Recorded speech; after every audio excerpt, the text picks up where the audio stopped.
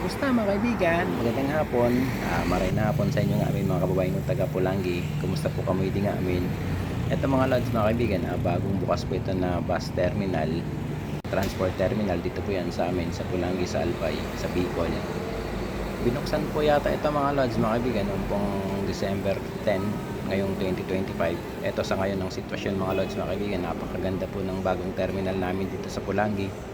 Ayan, may mga upuan pero hindi pa po siya ganun karami kaya marami pa rin po yung mga nakatayo. Baka po mga kaibigan sa mga susunod na araw, dagdagan na po yung mga upuan para marami na pong makakaupo. Ito mga lods sa ngayon, ito napakaganda po talaga ng bagong terminal na to. Sana sa kahit na tumagal, malinis pa rin.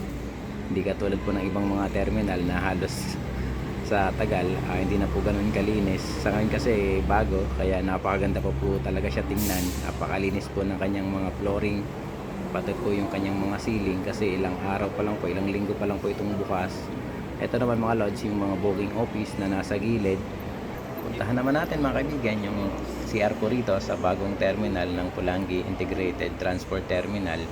Sa ngayon ito mga lodge napakalinis po talaga at ito may naglilinis, napakasipag ng aking kababayan.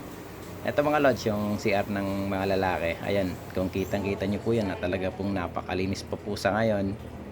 Ayan mga lods, oh, grabe, napakaputi pa ng mga tiles, tapos napakalinis, may halaman pa.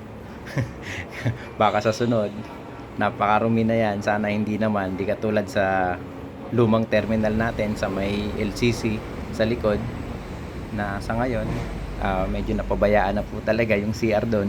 May naniningil pa nga po doon na 5 piso pero yung CR na ko po grabe napakadumi.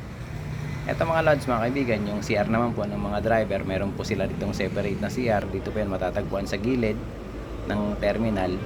Tapos dito mga lods mga kaibigan, makikita nyo po rito ilan sa mga minibus, mga modern jeepney na bumabiyahe po yan na biyaheng Pulangi, Hiligao, na nawalan nga po ng ibang trabaho yung mga nagta-tricycle sa amin.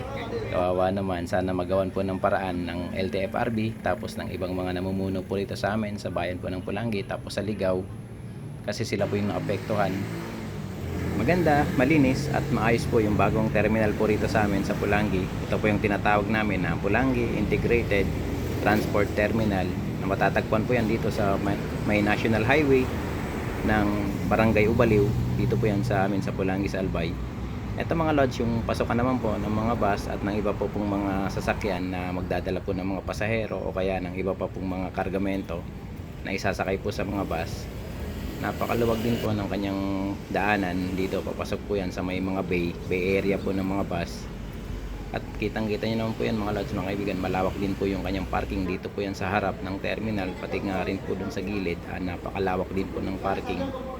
Yun nga lang, di pa po simentado po yung mga parking po dyan. Dito lamang po yan sa may terminal, sa may bay area po yung simentado.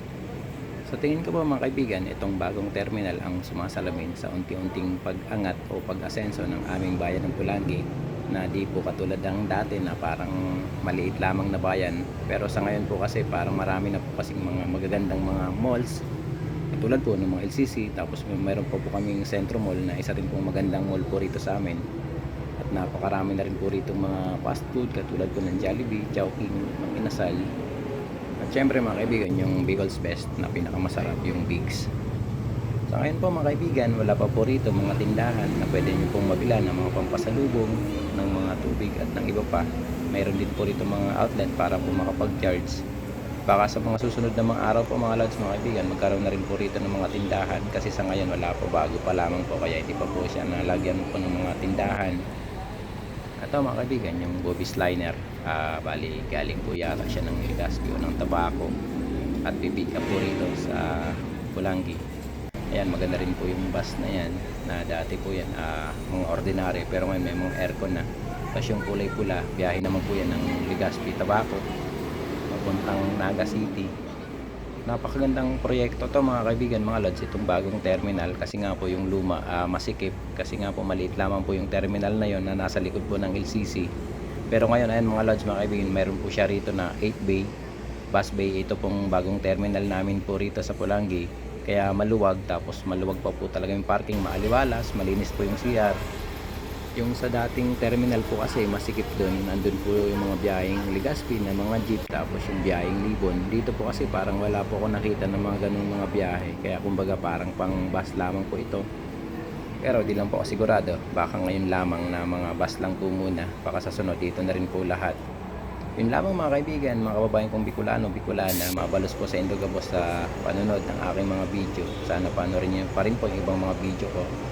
Sobrang maraming salamat po sa inyong panonood ng aking mga video. Sana panoorin niyo pa rin po yung ibang video ko dito po sa aking YouTube channel.